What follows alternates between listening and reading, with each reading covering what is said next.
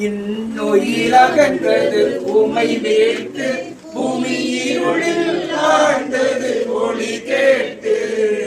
இன்னுயிரகன்றது உமை வேட்டு எனக்காக இறைவா எனக்காக இடப்பட வந்து எனக்காக இடப்பட வந்து எனக்காக. 12ஆம் நிலை இயேசுவை சிலுவையில் உயிர் விடுகிறார்.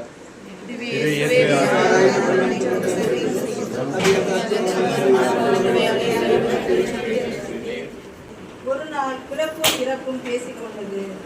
பிறப்பு இறப்பிடம் கேட்டது. உலகில் எல்லாரும் என்னை விரும்பியுள்ளனர், உன்னை மட்டும் ஏன் வெறுக்கின்றனர் என்று. அதற்கு இறப்பு கூறியது, பிறப்பு என்பது ஓர் அழகான பொய், அதனால் அனைவரும் விரும்புகின்றார்கள். ஆனால் இறப்பு என்பது ஒரு கசப்பான உண்மை, அதனால் என்னை விரும்புவதில்லை என்று. உலகில் இயேசு மட்டுமே இறப்பு என்னும் இந்த கசப்பான உண்மையை கனிவோடு ஏற்றுக்கொண்டார். காரணம் அவரிடம் இருந்த இழத்தலுக்கான துணிவும் தன் தந்தையின் மீதான நம்பிக்கையும் ஆகும். துணிவின் அடையாளம் இழத்தல். ஆனால் இன்று யாரும் எதையும் இழக்க தயாராக இல்லாத துணிவற்றவர்களாகவே உள்ளனர். பதவி பறிபோய்விட்டால் மதிக்க மாட்டார்கள். பணத்தை மாறி இறைத்து விட்டால் எதிர்காலத்திற்கு என்ன செய்வது? உறவுகள் நம்மை ஏமாற்றி விடுவார்களோ? இப்படி எண்ணற்ற பயம் நம் உள்ளத்தில் அனுதினமும் உண்டாவது இயல்புதான். ஆனால் அனைத்தையும் துறக்கும் துணிவும் பயமற்ற நிலையும் யாருக்கு வரும்? இழக்க துணிந்த நம்பிக்கை உள்ளவருக்கு மட்டுமே. ஜான் வெஸ்லி என்பவர் 18ஆம் நூற்றாண்டில் வாழ்ந்த ஒரு மேதை. கிறிஸ்தவ வாழ்வு என்பது பொறுப்புடன் சரியான கணக்கை இறைவனிடம் ஒப்படைக்கும் ஒரு பணி என்ற எண்ணத்தை இங்கிலாந்து மக்கள் மத்தியில் விதைத்தவர் இவர்.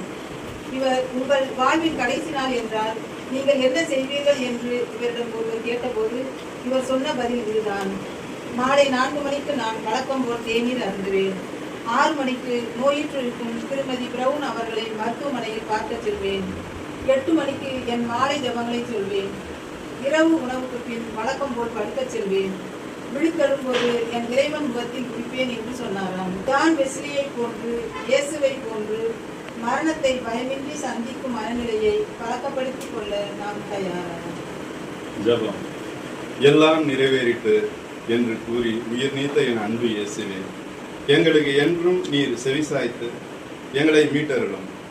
நாங்கள் கடவுளின் திருவுளத்தை இறுதி வரை நின்று நிறைவேற்ற வரந்தாரும் இறைவா, வரந்தாரும்.